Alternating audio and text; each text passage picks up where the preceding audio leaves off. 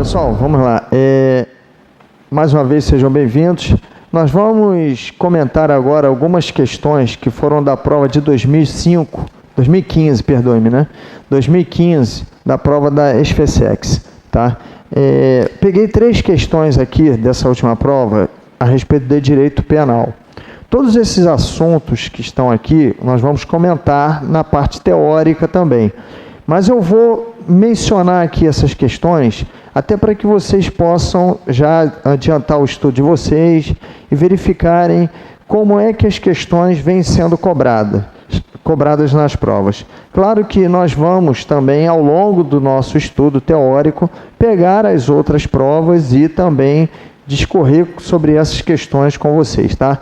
Essas provas, como essa primeira aula, tanto teórica como uma aula, esses exercícios aqui são apenas uma demonstração, então vamos apenas dar uma olhada e ver como foi cobrado e qual é o gabarito de cada uma dessas questões. Então aqui, a questão 42, que foi sobre direito penal, parte geral.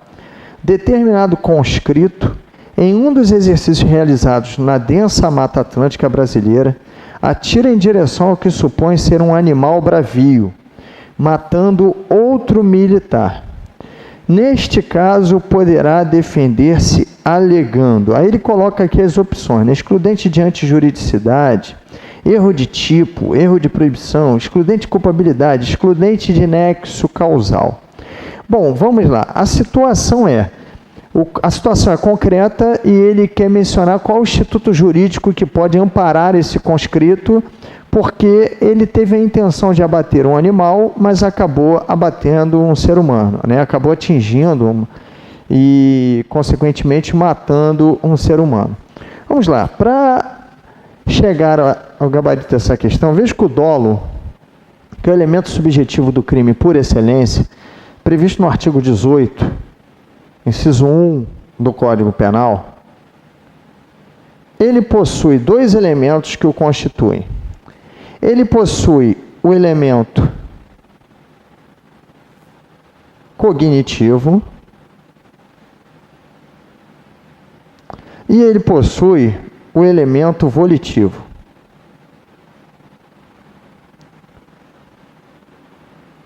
Então, o dolo é formado por conhecimento e vontade. Estamos falando do dolo conforme descrito no artigo 18, inciso 1, tá? E que faz parte do tipo subjetivo dos crimes, porque os crimes têm o tipo objetivo e o tipo subjetivo, tá?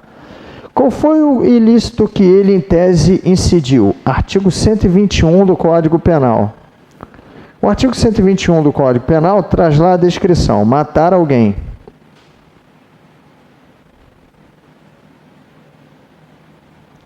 Traz lá a descrição: matar alguém. Aí tem lá reclusão de 6 a 20 anos. Tá? O tipo penal com o finalismo, onde dolo e culpa saem da culpabilidade e migram para o fato típico, o tipo penal ele passou a ter as elementares que compõem o chamado tipo objetivo, mas ele também é composto pelo tipo subjetivo. E o tipo subjetivo constitui ou o dolo ou a culpa. Constitui-se ou no dolo ou na culpa. O artigo 121 trata do homicídio doloso, enquanto que o artigo 121, parágrafo 3º, fala do homicídio culposo. Fala do homicídio culposo. Vamos lá. Quando ele atira no aspecto objetivo, ele mata uma pessoa, objetivamente falando, ele preenche as elementares do tipo objetivo? Sim, verdadeiro. Mas no aspecto subjetivo, não. Por quê? Qual era a intenção dele? Atirar no animal. Objetivamente, ele atirou em alguém e matou alguém, mas a intenção era atirar no animal. Por que que isso ocorre? Porque falta a ele o elemento cognitivo. Ele representa incorretamente artigo 20 do Código Penal, ele representa incorretamente, a realidade é uma, mas a realidade representada na mente dele é outra. Trata-se de uma falsa representação da realidade. A realidade fática é uma, ele vai atirar em uma pessoa. A realidade na mente é outra. Então ele não sabe o que está fazendo, consequentemente não pode ter vontade de fazer. Por isso que o erro, a falsa representação, porque erro é falsa representação. Porque o erro, a falsa representação sobre um dos elementos da descrição legal do crime, isso é o que está dizendo o artigo 20. O erro sobre um dos elementos que compõe a descrição legal do crime, no caso, o erro dele recai sobre esse elemento que compõe a descrição legal do crime, exclui o dolo. E vai excluir o dolo sempre. Por quê? Se ele representa que ao invés de alguém existe um animal, animal não é elementar do crime de homicídio. Alguém é, um ser humano com vida. Animal não é. Então, se ele representa na mente um animal, ele não tem como intencionalmente desejar matar alguém. Então, por isso que o erro sobre o elemento, e esse é o erro de tipo, o que leva o gabarito para a letra B, o erro que recai sobre o tipo penal, recai sobre o preceito primário, sobre a descrição contida no preceito primário, exclui o dolo, porque sempre vai omitir dele a intenção de realizar a conduta que ele objetivamente realizou. Tendo em vista que se ele não tem conhecimento da realidade, não pode ter vontade de atingir aquele resultado. Então ele preenche apenas o tipo do ponto de vista objetivo, mas não preenche o tipo no seu aspecto subjetivo. Falta a ele o elemento do dolo. A parte final do artigo 20 diz que mas permite a punição por crime culposo se houver previsão legal. Permite não significa dizer que sempre vai responder pelo crime na forma culposa. Permite, por quê? Eu tenho que ver primeiro se o fato tem previsão legal, porque não existe crime sem lei anterior que defina. Princípio da legalidade que nós vimos lá na primeira aula teórica, né? No caso aqui, o homicídio prevê. Mas eu tenho que ver, e além disso, permite significa que eu tenho que ver se ele agiu com culpa. Eu tenho que verificar se ele matou alguém, pelo menos com culpa. Artigo 18, inciso 2 do Código Penal. Ou seja, eu tenho que verificar se esse erro de tipo essencial, que é um erro que recai sobre o tipo penal incriminador, se esse erro de tipo, se ele é inexcusável, ou seja, se ele é injustificável e, portanto, se ele é vencível. E aí, se o erro é vencível, então é porque ele foi precipitado, é porque ele foi afobado, então ele agiu com culpa, ele foi imprudente. E aí ele responde pelo homicídio na forma culposa. Porque aí realmente o crime culposo não se quer o resultado, mas se atinge o resultado agindo e de forma não intencional, mas de forma acidental. Agora, se eu verificar na situação que é totalmente imprevisível, então ele não agiu com culpa, porque ele não foi imprudente, imperito ou negligente. E aí nós estaremos diante de um erro de tipo invencível ou excusável, que excluiria também a culpa. Então o erro de tipo sempre exclui o dolo. Nunca há crime doloso se houver erro de tipo do artigo 20, erro de tipo essencial. Erro que recai sobre as elementares da descrição típica do crime. Porque, ao representar incorretamente a realidade, ele não pode ter a intenção de preencher os elementos do crime no seu aspecto subjetivo. Ou seja, não pode ter o dolo de fazer o que não sabe que está fazendo. Perfeito? Agora, a culpa eu tenho que ver. Tem previsão legal? Se tiver, primeiro parágrafo preenchido.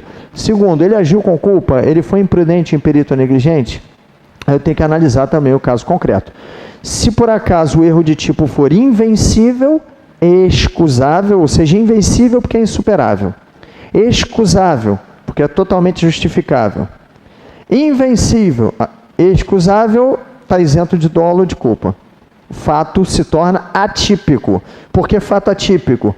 Porque não basta preencher o tipo apenas do ponto de vista objetivo.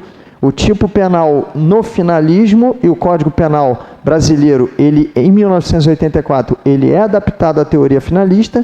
O tipo penal, ele tem que ser preenchido no aspecto objetivo e no aspecto subjetivo.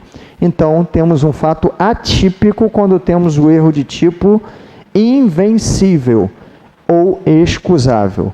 E no caso de o erro de tipo ser vencível, inexcusável, o que nós vamos ter é o erro de tipo excluindo o dolo, sempre exclui, mas a possibilidade de responder pelo crime culposo, primeiro se houver previsão legal e segundo se tiver o agente agido com culpa.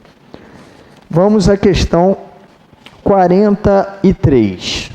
Sobre o crime de corrupção passiva. É correto afirmar que... Então, corrupção passiva está no artigo 317 do Código Penal. A corrupção passiva é um crime do funcionário público contra a administração. Então, só pode ser preenchido por aquele que preenche os conceitos do artigo 327 ou 327, parágrafo 1º. E sendo assim, tá?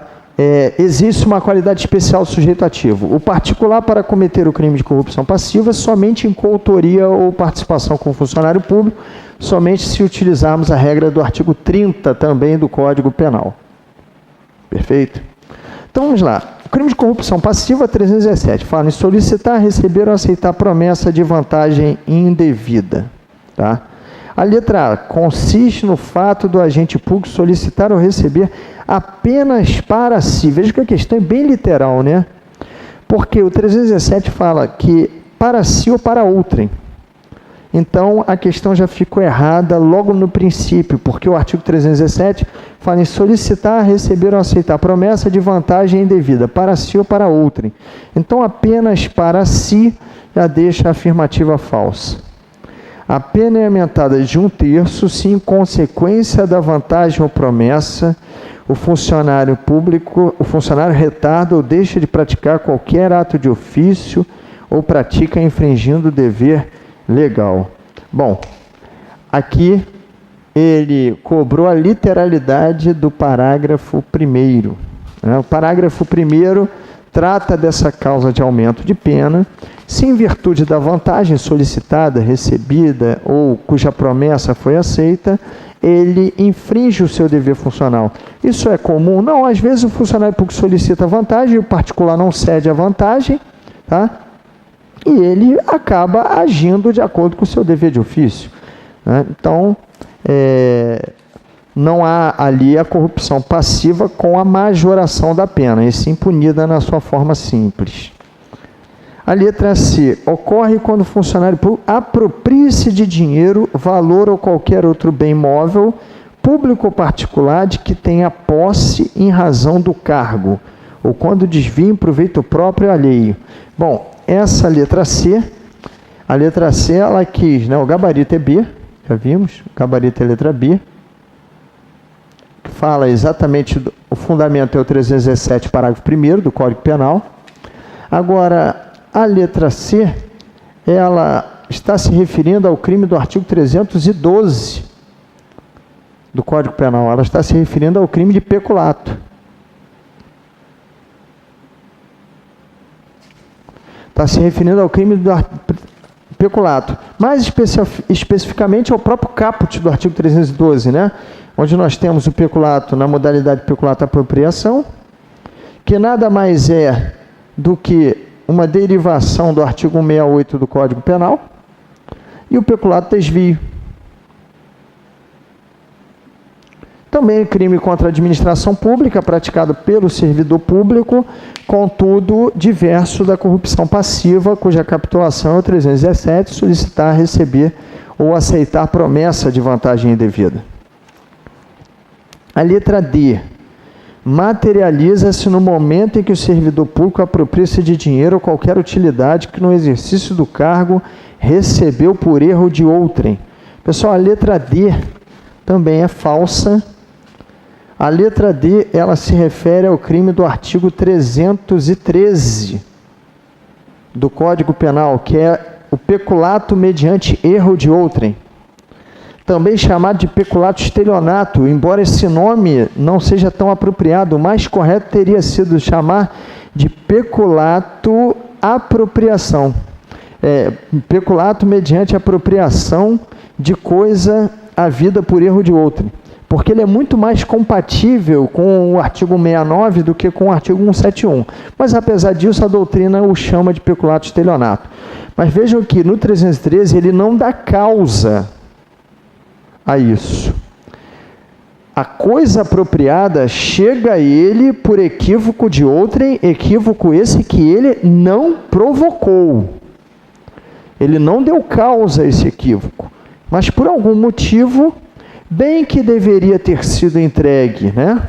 Dinheiro, valor ou bem, que deveria ter sido entregue a outrem, foi entregue a ele. Então, ao efetuar a entrega de material, por exemplo, de expediente, o setor responsável não encontrou o funcionário público, né? E identificou outrem, né? Como sendo responsável, falou, olha, você não é responsável, toma aqui, entregou, assina aqui. Foi havido mediante erro de outrem. Alguém chega a eu vi isso acontecer, um estrangeiro querendo pagar a multa para poder reingressar no país, ele pegou o dinheiro e deu a um policial federal. Aí não, peraí, eu não posso receber isso não, multa tem que ser paga no banco. Mas vejam, imagina, né? Se tivesse ele aceito isso, seria peculato mediante erro de outrem, tá?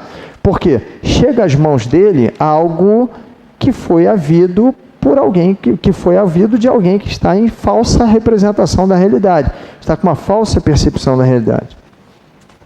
E a letra E, responde por tal crime pessoa que oferta dinheiro ou qualquer utilidade a um servidor público, para que este, no exercício do cargo, empreenda conduta omissiva ou comissiva a seu favor. Bom, essa é a conduta do corruptor. A conduta está no artigo 333 do Código Penal. Não é corrupção passiva, e sim corrupção ativa. Então, é corrupção ativa. A corrupção ativa tem lá os verbos oferecer e prometer. Né?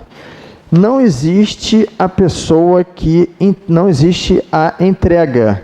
Então, quando há corrupção passiva, cujos verbos são solicitar, receber e prometer, a corrupção ativa, ela só existirá se o funcionário público recebeu o que foi oferecido, né?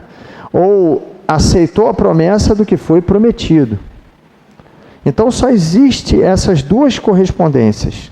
Não existe a correspondência do verbo solicitar. Agora, um último detalhe em relação a este crime é que ele é formal, tanto a corrupção passiva quanto a corrupção ativa. Crime tipo penal formal, lembrando, é aquele em que o legislador previu uma conduta, uma ação ou omissão e um resultado natural. Mas o crime se consuma com a ação ou omissão. Somente a modalidade de receber o tipo penal se torna crime material. Então, olha aqui, se o servidor público solicitou vantagem indevida e a solicitação se tornou conhecida, o crime está consumado. Se o particular ofereceu vantagem indevida ao servidor público, mesmo que o servidor público recuse, o crime de corrupção ativa está consumado, porque o verbo não é entregar, o verbo é oferecer. Agora, se o servidor público recebe, aí houve corrupção ativa e corrupção passiva. Se o servidor público, se o particular promete, então a vantagem é para o futuro, e o servidor público aceita a promessa, nós temos corrupção ativa, porque um prometeu, e corrupção passiva, porque o outro aceitou a promessa. Não é necessário que essa promessa se concretize, tá? E nem é necessário, para haver a corrupção ativa, que o funcionário público também cometa crime. Pode ser que a vantagem seja prometida e não seja aceita. Se a vantagem é prometida e não é aceita, só houve corrupção ativa, tá? Se o funcionário público solicita e depois recebe, o recebimento vai ser exaurimento do crime, vai ser pós-fato impunível. É o que normalmente acontece e atinge o mesmo bem jurídico. Ou seja, o que normalmente acontece, quem pede acaba recebendo. E se pediu e recebeu, não cometeu 2 vezes o crime, cometeu uma única vez, perfeito? Quando o servidor público solicita, o particular recusa, não há crime. Não há crime por parte do particular, só houve crime do servidor público. A não ser que o particular entre em negociação e faça uma contraproposta, porque quando ele faz uma contraproposta, ele oferece. Então, se o servidor público solicita 100, ele diz que 100 não pode, mas oferta 50, ele ofereceu. E aí houve crime, não porque ele cedeu à solicitação, e sim porque ele ofereceu. Vamos lá, e a questão 59, vamos ler o enunciado primeiro. Um militar e sua esposa caminham por uma rua deserta e muito escura, quando são surpreendidos com a vinda de um cachorro na direção deles. Ao perceber que o animal iniciaria o ataque contra a sua companheira, o militar sacou a sua arma e disparou um tiro na direção do cão, que ricocheteou em uma barra de ferro e acabou atingindo o dono do animal, que chegava correndo em sua busca, já que este fugira de casa. O dono do cão veio a falecer, mas ficou constatado que o militar não tinha outra maneira de evitar o ataque do cachorro, não sendo a conduta, portanto, descuidada. À vista dessa situação, pode-se afirmar que o militar atuou. Bom, então vamos lá. Quando há um ataque de um animal que não está servindo como instrumento de ataque por parte de um ser humano, nós não podemos falar que o ataque deste animal é uma agressão injusta, porque a agressão pressupõe uma ação humana. O animal, ele opera por instinto. Então, o animal, por instinto, ataca, mas isso coloca em risco a integridade física alheia. Então, existe uma situação que é uma situação de perigo e não uma situação de agressão injusta, que é o caso aqui da questão, tá? Então, a vida desse militar e da companheira dele foi colocada em situação de risco por uma circunstância que eles não deram causa e nem tem outra maneira de evitar.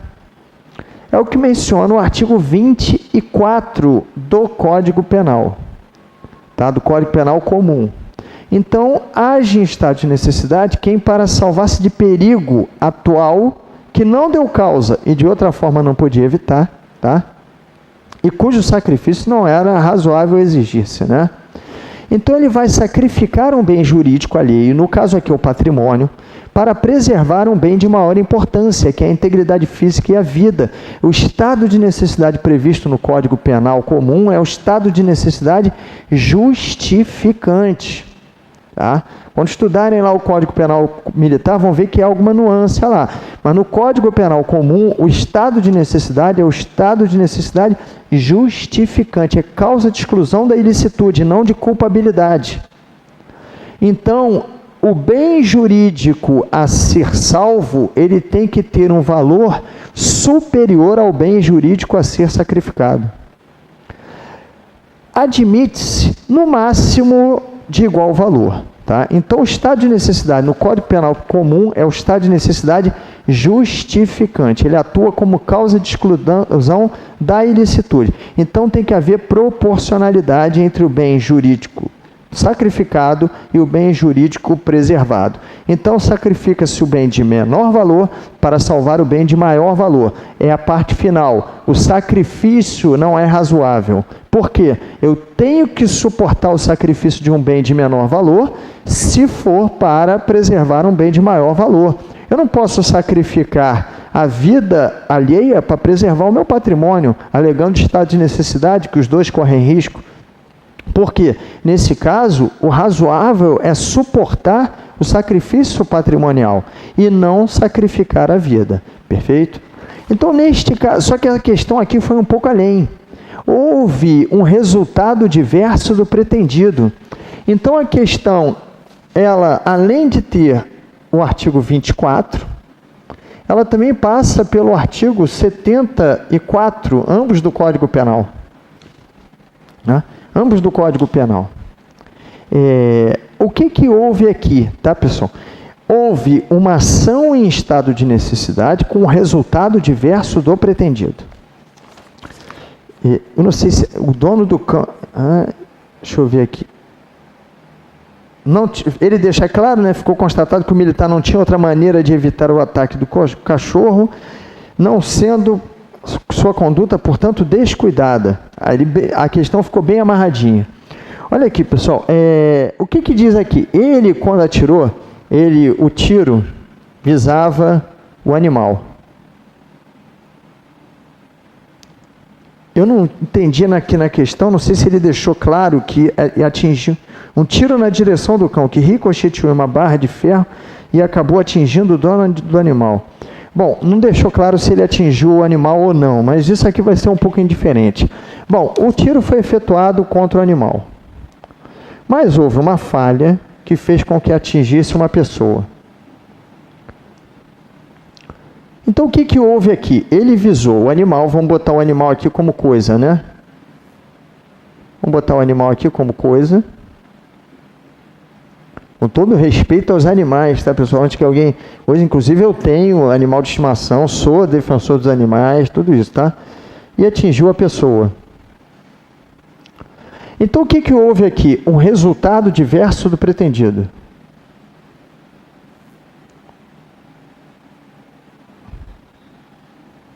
Um resultado diverso do pretendido. Ele agiu em estado de necessidade quando ele age contra o animal. Mas ele erra o animal e acerta só a pessoa, ou acerta o animal e a pessoa. O 74 prevê essas duas hipóteses. Tá? Ele prevê o resultado diverso do pretendido, quando só o resultado diferente do resultado inicialmente pretendido é atingido, e prevê o acúmulo objetivo de resultados, lá na parte final do 74, quando ele atinge o resultado pretendido e mais um acidentalmente. Tá? Aí o que ele menciona? Que responde pelo resultado diverso do pretendido, se o resultado diverso do pretendido é punível a título de culpa. As ações contra a pessoa são puníveis a título de culpa? Sim. Existem vários crimes previstos no Código Penal que são culposos em relação à pessoa. O homicídio é um desses. O artigo 121, parágrafo 3º, admite expressamente a possibilidade de homicídio culposo. Então, olha aqui, a intenção era atingir o animal, a coisa. Atingiu a pessoa. Resultado diverso do pretendido. Se atingiu também o resultado pretendido, nós temos um resultado diverso do pretendido cumulado com o resultado pretendido. Tá? Para o resultado pretendido, existe uma excludente de ilicitude, que é o estado de necessidade, conforme nós já vimos. Então, não responderá pelo primeiro resultado. Em relação à pessoa, poderia responder a título culposo. Contudo, ele deixa bem claro aqui na parte final, o dono do cão veio a falecer, mas ficou constatado que o militar não tinha outra maneira de evitar o ataque do cachorro no estado de necessidade, não sendo sua conduta, portanto, descuidada. Então, olha aqui, não houve descuido. O crime culposo é aquele caracterizado pela violação do dever de cuidado. A violação do dever de cuidado, ou seja, o crime culposo é consequência de um descuido, de um agir descuidado. Ele já deixou claro na questão, no enunciado da questão, que está comprovado que esse militar que fez uso da arma de fogo não agiu de forma descuidada. Então, se não agiu de forma descuidada, também não houve crime culposo. Porque para haver crime culposo, o resultado, eu tenho que ter um resultado previsível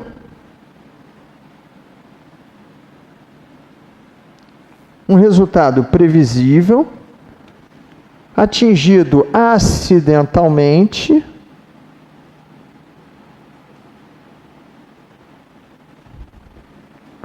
por uma violação do dever